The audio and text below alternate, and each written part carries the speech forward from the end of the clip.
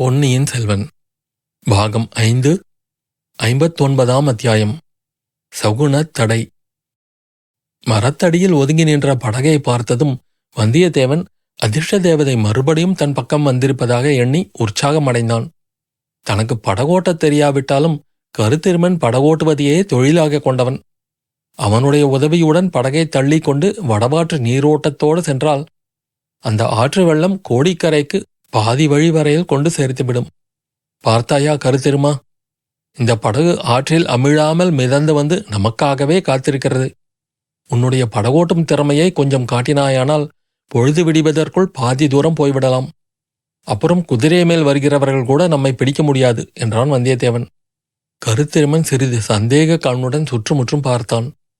மரத்துக்கு பக்கத்தில் ஆற்றங்கரையில் மதில் சுவர் ஓரமாக மண்டி வளர்ந்திருந்த புதர்களுக்கு மத்தியில் ஏதோ அசைவது போல தோன்றியது.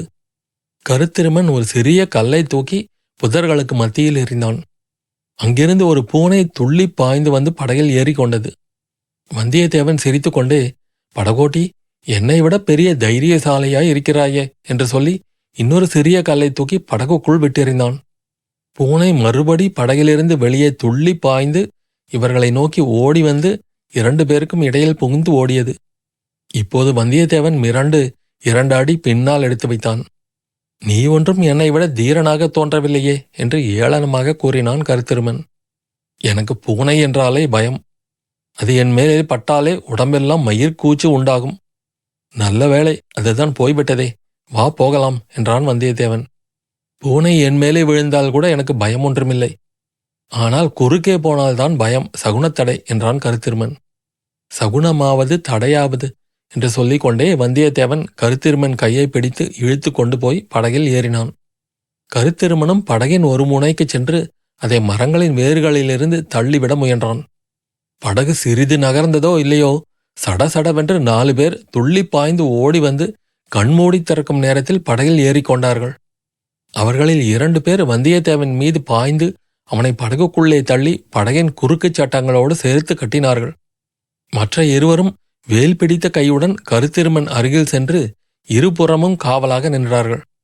வந்த 4வரில் தலைவனாக தோன்றியவன் பாதாள சிறை வாசலிலிருந்து தங்களை தொடர்ந்து வந்த பருமனான மனிதன்தான் என்பதை வந்தியத்தேவன் கண்டுகொண்டான். அவன் அதற்குள்ளே படகிலே வந்து சுரங்க வழியின் வாசல் அருகில் காத்திருந்ததை எண்ணி வியந்தான். அவன் சாதாரண காவலன் அல்ல, மிக கைதேர்ந்த ஒற்றனாயிருக்க வேண்டும் என்று தீர்மானித்தான். அவன் யாராயிருக்கும்? எங்கோ பார்த்த நினைவாக இருக்கிறதே என்று எண்ணிக்கொண்டிருக்கும் போதே அவனுடைய பேச்சுக்குரல் காதில் விழுந்தது.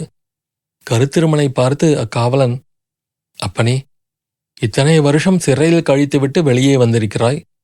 உடனே இந்த துன்மதியாளன் வார்த்தையை கேட்டு ஏன் ஓட பார்த்தாய்? போனால் போகட்டும், உன்னை மறுபடியும் கட்டி போட மனமில்லை. நான் சொல்கிறதை கேட்டு அதன்படி செய்தாயானால் உனக்கு தீங்கு ஒன்றும் நேராது என்றான். ஓட காரணம்? அப்படியே ஐயா, முதன் மந்திரி எனக்கு விடுதலை அளிக்க ஆள் அனுப்பினார். ஆனால் இந்த மூடன் பேச்சை கேட்டு நான் இப்படி கெட்டுப்போனேன். இனி நீங்கள் சொல்கிறபடி செய்கிறேன். என்னை பாதாள சிறைக்கு மட்டும் மறுபடி அனுப்பிவிடாதீர்கள் என்றான். ஆமாம் ஆமாம், முதன் மந்திரி உன்னிடம் சில விவரங்களை கேட்க விரும்புகிறார். அவற்றை நீ உண்மையாகச் சொல்லிவிட்டால் உன்னை பாதாள சிறைக்கு அனுப்ப மாட்டார். வேண்டிய பொன்னும் மணியும் பொருளும் பரிசு கொடுத்து அனுப்புவார். நீங்கள் எங்கே போவதென்று புறப்பட்டீர்கள்? ஈழ நாட்டுக்குப் போவதென்று புறப்பட்டோம். அழகாயிருக்கிறது. முதன் மந்திரியை ஏமாற்றிவிட்டு வேளாரின் காவலை மீறிவிட்டு அவ்வளவு தூரம் போய்விடலாம் என்று எண்ணினீர்களா? ஆனால் இந்த முரட்டு வாலிபன் அம்மாதிரி யோசனை சொல்லக்கூடியவன்தான். 300 தடவை சின்ன பழுவேட்டரையரின் காவலுக்கு தப்பி ஓடியவன் அல்லவா? போகட்டும். இப்போது படகை ஆற்று நீர் ஓட்டத்துக்கு எதிராக செலுத்த வேண்டும். என்னுடன் வந்தவர்களில் ஒருவனுக்குத்தான் படகு செலுத்த தெரியும். அவனும் கற்றுக்குட்டி. வரும்போது நீரோட்டத்தோடு வந்தபடியால் தட்டு தடுமாறி வந்துவிட்டோம். இப்போது நீ கொஞ்சம் உன் கைவரிசையை காட்ட வேண்டும். அக்கறைக்கு சமீபமாக போய் அங்கிருந்து வடக்கு கோட்டை வாசலை நோக்கி படகை செலுத்தி பார்க்கலாம். அக்கறை சென்று அங்கிருந்து நடந்து போய்விடலாமே ஐயா. நீரோட்டம் வெகு வேகமாகச் செல்கிறது. எதிர்முகமாக அதிக தூரம் படகு செலுத்துவது கஷ்டமாயிற்றே. அக்கறையில் இறங்கினால் இந்த முரட்டு வாலிபன் மறுபடியும் ஏதாவது தகராறு செய்வான். ஆகையால் ஆற்றோடு தான் மேலே போக வேண்டும் என்றான் காவலர் தலைவன். படகை கருத்திருமனும் மற்றொருவனும் தள்ளத் தொடங்கினார்கள். காவலர் தலைவன் வந்தியத்தேவனின் அருகில் வந்து, அப்பனே, உன் வேலைத்தனத்தை மறுபடியும் காட்ட பார்க்காதே என்றான். ஐயா, என்னை பற்றி உமக்கு ரொம்ப தெரியும் போலிருக்கிறதே என்றான் வந்தியத்தேவன். ஏன் தெரியாது? வைத்தியர் மகனை சிறையிலே உனக்கு பதிலாக அடைத்துவிட்டு நீ வெளியிலே வந்ததைத்தான் பார்த்து கொண்டிருந்தேனே. அப்புறம் எங்களை ஏமாற்றிவிட்டு ஓடிப்போக பார்த்தாய் நீ. வந்தியத்தேவன் மிக ஆச்சரியப்பட்டவனைப் போல, ஐயா, என்னை விட கெட்டிக்காரர் தாங்கள். பாதாள சிறையில் நடந்ததை ஒருவரும் கவனிக்கவில்லை என்றே நினைத்தேன் என்றான். தம்பி, எங்கள் முதன் மந்திரியின் கண்களும் காதுகளும் எட்டாத இடம் சோழ சாம்ராஜ்யத்தில் எங்கும் இல்லை. அவை ஈழ நாட்டிலும் உண்டு, காஞ்சியிலும் உண்டு, கடம்பூர் மாளிகையிலும் உண்டு, பாதாள சிறையிலும் உண்டு. அந்த வைத்தியர் மகன் பினாகபாணி சுத்த மூடன் என்பது முதன் மந்திரிக்கு தெரியும். அதனாலேதான் அவன் பின்னால் என்னையும் அனுப்பி வைத்தார். நான் இந்த வழியாக வெளியேறுவேன் என்பதும் முதன் மந்திரிக்கு தெரிந்திருந்தது போலும். அவருடைய கண்களும் காதுகளும் அதிசயமானவைதான். அப்படியானால் நான் நிரபராதி என்பதும் என்னை பாதாள சிறையில் அடைத்தது தவறு என்பதும் அவருக்கு தெரிந்திருக்க வேண்டுமே. அது முதன் மந்திரியின் பொறுப்பு அல்ல. நீ குற்றவாளியா இல்லையா என்பதை தீர்மானிப்பது சக்கரவர்த்தியின் பொறுப்பு. நீ பாதாள சிறையிலிருந்து தப்ப முயன்றதற்கு தண்டனை கொடுப்பது கொடும்பாளூர் பெரிய வேளாரின் பொறுப்பு என்றான் காவலன். ஐயா, என்னை இப்போது எங்கே கொண்டு போகப் போகிறீர்கள்? முதலில் கொடும்பாளூர் வேளாரிடம் கொண்டு போகிறேன். அவர் வடக்கு கோட்டை வாசலில் காத்திருக்கிறார். எனக்காகவா பெரிய வேளார் காத்து கொண்டிருக்கிறார்? ஆஹா, உன் கர்வத்தை பார். தென் திசை மாதண்ட நாயகரும் சோழ நாட்டு குறுநில மன்னர்களில் முதலாவது மரியாதைக்குரிய மன்னரும் சோழ குலத்தின் பரம்பரை துணைவரும் பாண்டிய குலத்தை வேரோடு களைந்தவரும் ஈழம் கொண்ட வீராதி வீரருமான கொடும்பாளூர் வேளார் சேனாதிபதி பூதி விக்ரமகேசரி உனக்காக கோட்டைய வாசலில் காத்து கொண்டிருப்பார் என்று நினைத்தாயா? பின்ன யாருக்காக காத்து கொண்டிருக்கிறார்? பழுவேட்டரையர்களையும் மற்றும் திருப்புறம்பயத்தில் கூடியிருந்த சிற்றரசர்களையும் அழைத்து கொண்டு பார்த்திபேந்திரன் வருகிறான். பெரிய பழுவேட்டரையர் கூடவா? ஆமாம், அவர் கூடத்தான். இளவரசர் கரிகாலரின் மரணத்தை பற்றி அவருக்கு உண்மை தெரியுமாம்.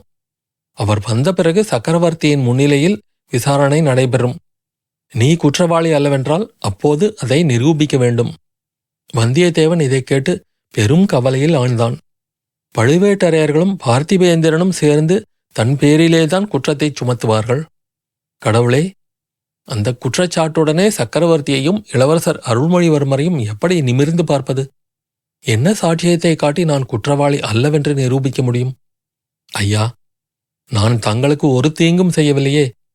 என்னை தப்பிப்போகும்படி விட்டுவிடுங்கள். உண்மையில் நான் குற்றவாளி அல்ல. காலமான இளவரசருக்கு அத்தியந்த நண்பனாயிருந்தவன். சந்தர்ப்பவசத்தினால் இத்தகைய பயங்கர குற்றம் சாட்டப்பட்டேன். தாங்கள் முதன் மந்திரியின் சேவகர். சிறையிலிருந்த பைத்தியக்காரனை கொண்டு வரும்படி தானே தங்களுக்கு முதன் மந்திரி கட்டளையிட்டார். இவனை அழைத்து போங்கள். என்னை விட்டுவிடுங்கள். உங்களுக்கு புண்ணியம் உண்டு என்று வந்தியத்தேவன் இரக்கமாக கேட்டான். உன்னை விட்டுவிட்டால் எனக்கு என்ன தருவாய் என்றான் கரிகாலன். பின்னால் சமயம் வரும்போது பதிலுக்கு பதில் உதவி செய்வேன். அப்படி சமயம் வரப்போவதுமில்லை. வந்தாலும் உன் உதவி எனக்கு தேவையும் இல்லை. இப்போது உடனே என்ன தருவாய் சொல்லு. வந்தியத்தேவனுக்கு அவனுடைய அரைக்கச்சில் கட்டிக்கொண்டிருந்த பொற்காசுகளின் நினைவு வந்தது. உம்முடைய 2 கைகளும் நிறையும்படி பொற்காசுகள் தருவேன். ஆஹா, அப்படியா? பொற்காசுகளா? எங்கே காண்பி என்றான் காவலன். கொஞ்சம் என் கை கட்டுகளை தளர்த்திவிடு. அரைக்கச்சையில் இருக்கிறது, எடுத்து காட்டுகிறேன் என்றான் வந்தியத்தேவன். மறுபடி உன் வேலைத்தனத்தை மட்டும் காட்டிவிடாதே என்று சொல்லிக்கொண்டே காவலன் குனிந்து வந்தியத்தேவனுடைய கட்டுக்களை சிறிது தளர்த்தி விட்டான். வந்தியத்தேவன் அந்த காவலரின் முகத்தை உற்று பார்த்து கொண்டே அரைக்கச்சை அவிழ்த்து பொற்காசுகளை எடுத்து கொடுத்தான். அக்காசுகளை காவலன் கை நிறைய வைத்துக்கொண்டு, தம்பி, இக்காசுகளை பழுவேட்டரையரின் பொக்கிஷத்திலிருந்து எடுத்து வந்தாயா, அல்லது வார்ப்படச்சாலையிலிருந்தே அடித்து கொண்டு வந்தாயா? உன் பேரில் இப்போது 3 குற்றங்கள் ஆயின. கொலை குற்றம் 1, சிறையிலிருந்து தப்பிய குற்றம் 1, ராஜ்ய பொக்கிஷத்திலிருந்து திருடிய குற்றம் 1. ஆக 3 குற்றங்கள். ஒவ்வொரு குற்றத்துக்காகவும் உன்னை தனித்தனியே கழுவில் ஏற்றலாம் என்றான். ஐயா, சோழ ராஜ்யத்துக்கு நான் எத்தனையோ சேவைகள் செய்திருக்கிறேன். பல முறை தூது சென்றேன். என் உயிரை கொடுத்து கரிகாலரின் உயிரை காப்பாற்ற முயன்றேன். இந்த சில பொற்காசுகளை என் சேவைக்கு கூலியாக பெற எனக்கு உரிமை உண்டு. அதுவும் பிரயாண வசதிக்காகவே எடுத்துக்கொண்டேன் என்றான் வந்தியத்தேவன். இதையெல்லாம் நீ உன்னை விசாரணை செய்யும்போது சொல்லிக்கொள் என்றான் காவலன். அப்படியானால் நீர் என்னை கட்ட வீழ்த்து விடப்போவதில்லையா என்று கேட்டான் வந்தியத்தேவன். கிழக்கில் உதிக்கும் சூரியன் மேற்கே உதித்தாலும், திருமாலை காட்டிலும் பரமசிவன் பெரிய தெய்வம் என்று ஏற்பட்டாலும் நான் சில பொற்காசுகளுக்காக ராஜ்ய துரோகம் செய்ய மாட்டேன் என்றான் காவலன். கருத்திருமன் என்ன செய்கிறான் என்று வந்தியத்தேவன் கடைக்கண்ணால் பார்த்து கொண்டான். அவன் தன்னை ஆர்வத்துடன் நோக்கிக் கொண்டு சமிக்ஞையை எதிர்பார்த்திருந்தவனாக தோன்றியதை கவனித்தான். உடனே அவ்வீர வாலிபன் ஏற்கனவே தளர்த்தி விட்டிருந்த கட்டுக்களை இன்னும் சிறிது தளர்த்தி கொண்டு சட்டென்று அந்த காவலனுடைய முகத்தில் இருந்த மீசையையும் தலைக்கட்டையும் பிடித்து இழுத்தான். அவை அவன் கையோடு வந்துவிட்டன. சாக்ஷாத் ஆழ்வார்க்கடியான் காட்சி அளித்தான். வேஷதாரி வைஷ்ணவனே, நீதானா என்றான் வந்தியத்தேவன். ஆழ்வார்க்கடியான் தனது மீசையையும் தலைப்பாகையையும் காப்பாற்றிக் கொள்ள முயன்றபோது அவன் கையில் இருந்த பொற்காசுகள் சிதறி விழுந்தன. வந்தியத்தேவன் ஒரு நொடியில் தன் கட்டுக்களிலிருந்து விடுபட்டு ஆழ்வார்க்கடியானை கீழே தள்ளினான். சற்று முன் தன்னை கட்டியிருந்த கயிற்றை போட்டு ஆழ்வார்க்கடியானை படகின் குறுக்குச் சட்டங்களோடு சேர்த்து கட்டினான். அவன் அறையில் தரித்திருந்த வாளை அதன் உரையிலிருந்து இழுத்து எடுத்து கையில் ஏந்தி கொண்டான். வந்தியத்தேவன் இச்செயல்களில் ஈடுபட்டிருக்கையில் கருத்திருமன் சும்மா இருக்கவில்லை. அவன் அருகில் நின்ற காவலனை திடீரென்று தாக்கி ஆற்று வெள்ளத்தில் வீழ்த்தினான். அவன் நதி வெள்ளத்தில் போராடலானான். மற்ற இருவரில் ஒருவன் படகோட்டியை நோக்கியும் இன்னொருவன் வந்தியத்தேவனிடத்திலும் நெருங்கினார்கள். இருவரும் பயத்துடன் தயங்கியே வந்தார்கள். வந்தியத்தேவன் அவனை நோக்கி வாளை வீசிக்கொண்டு முன்னால் சென்றதும் அவ்வீரன் தானாகவே வெள்ளத்தில் குதித்து விட்டான். இன்னொருவனை இதற்குள் கருத்திருமன் தன் கையிலிருந்த துடுப்பினால் ஓங்கி அடித்து படகில் வீழ்த்தினான். இருவரும் சேர்ந்து அவனையும் குறுக்குச் சட்டத்தில் கட்டி போட்டார்கள். படகு நதி வெள்ளத்தோடு போய்க் கொண்டிருந்தது. வெள்ளத்தில் விழுந்த இருவரும் அக்கறையை நோக்கி நீந்தி செல்ல முயன்று கொண்டிருந்தார்கள். வந்தியத்தேவன் ஆழ்வார்க்கடியான் அருகில் சென்று, வீர வைஷ்ணவ சிகாமணியே, இப்போது என்ன சொல்லுகிறாய் என்று கேட்டான். என்னத்தை சொல்லுவது? எல்லாம் நாராயணமூர்த்தியின் செயல். கட்டுகிறவனும் அவன், கட்டப்படுகிறவனும் அவன், தள்ளுகிறவனும் அவன், தள்ளப்படுகிறவனும் அவன். தூணிலும் உள்ளான், துரும்பிலும் உள்ளான், உன் கை வாளிலும் உள்ளான், என் தோளிலும் உள்ளான். அப்படியானால் இந்த ஆற்று வெள்ளத்திலும் உள்ளான். உன்னை கட்டி தூக்கி இந்த வெள்ளத்தில் போட்டு விடலாம் அல்லவா? பிரகலாதனை கல்லுடன் சேர்த்து கட்டி கடலில் போட்டார்கள். அவனை நாராயணமூர்த்தி காப்பாற்றி கரை சேர்க்கவில்லையா? அப்படி பகவான் வந்து என்னை கரை சேர்க்க முடியாவிட்டால் சாக்ஷாத் வைகுண்டத்துக்கு நேரே அழைத்துக் கொள்கிறார் என்றான் ஆழ்வார்க்கடியான். இதை கேட்ட வந்தியத்தேவன் சிறிது யோசித்துவிட்டு, இதோ பார், நீ சில சமயம் என் உயிரை காப்பாற்றியிருக்கிறாய். என்ன எண்ணத்துடன் காப்பாற்றினாயோ தெரியாது. எப்படி இருந்தாலும் உன்னை நான் கொல்ல விரும்பவில்லை.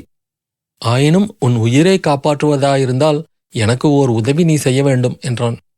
அப்பனே, பரோபகாரம் இதம் சரீரம் என்ற கொள்கை உடையவன் நான். என்ன உதவி உனக்கு தேவையோ கேள். கட்டை அவிழ்த்துவிட்டால் செய்கிறேன் என்றான் திருமலை. உன் சரீரத்தினால் உதவி எனக்கு இப்போது தேவையில்லை. எனக்கும் இவனுக்கும் 2 குதிரைகள் வேண்டும்.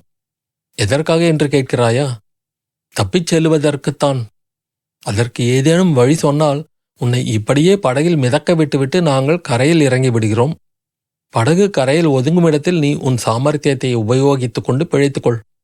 என்னால் முடிந்த உதவியை கேட்கிறாயே, அதை பற்றி நான் மகிழ்ச்சி அடைகிறேன். குதிரைகள் கிடைக்க வழி சொல்ல முடியுமா? முடியும். உங்கள் 2 பேருக்கும் 2 குதிரைகள் இருக்கும் இடம் எனக்கு தெரியும். வாணியம்மை வீடு உனக்கு தெரியும் அல்லவா? எந்த வாணியம்மை? தஞ்சை தளிக்குளத்தார் ஆலயத்துக்கு புஷ்ப கைங்கரியம் செய்யும் வாணியம்மை பிறவி ஊமை, சேந்தன் அமுதனின் தாயார். இவ்வாறு ஆழ்வார்க்கடியான் சொல்லிக் கொண்டிருந்தபோது கருத்திருமன் அருகில் நெருங்கி ஆவலாக கேட்டான். தெரியும், அந்த வீடு எனக்கு தெரியும். நந்தவனத்தில் இருக்கிறது. அங்கே 2 குதிரைகள் இந்த கணத்தில் இருக்கின்றன. எப்படி? ஒன்று என் குதிரை. வாணியம்மையின் குடிசைக்கு அருகில் அதை கட்டி போட்டுவிட்டு இந்த படகில் ஏறி வந்தேன். இன்னொன்று சேந்தன் அமுதன் ஏறி வந்த குதிரை. பாவம், அமுதன் குதிரை ஏறி வழக்கமில்லாதவன். வழியில் அந்த முரட்டு குதிரை அவனை கீழே தள்ளிவிட்டது. முன்னமே சுரத்தினால் பலவீனம் அடைந்திருந்தான். கீழே விழுந்த அதிர்ச்சியால் மறுபடியும் படுத்துவிட்டான். பிழைத்தால் புனர்ஜன்மம் என்று சொல்கிறார்கள்.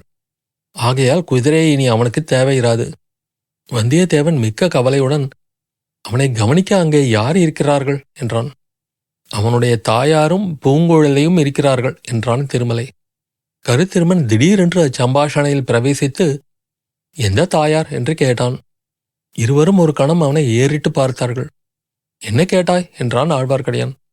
சேந்தன் அமுதன் உயிருக்கு அபாயம் என்னும் செய்தி பெரிய பிராட்டி செம்பியன் மாதேவிக்கு தெரியுமா என்று கேட்டேன்.